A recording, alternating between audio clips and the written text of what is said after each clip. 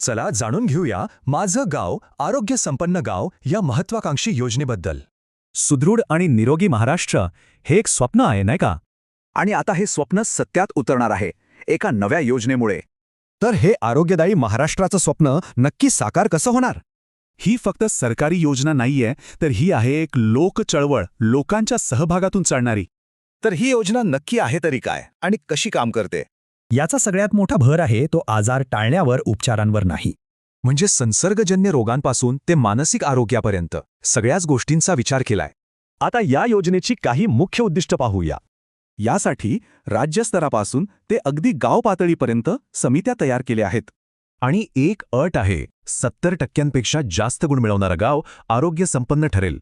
ही मोहीम दरवर्षी 1 एप्रिल ते 31 मार्च या काळात राबवली जाणार आहे.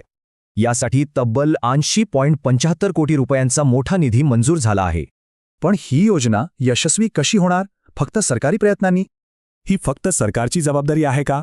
तर नाही. डॉक्टर शशिकांत शंभरकर म्हणतात, आरोग्य सेवा रुग्णालयात नाही तर घराघरात पोचायला हवी. आणि म्हणूनच ही फक्त एक योजना नाही, तर ही आहे एक लोक चळवळ. कारण याचं यश अवलंबून आहे ते लोकांच्या सक्रिय सहभागावर.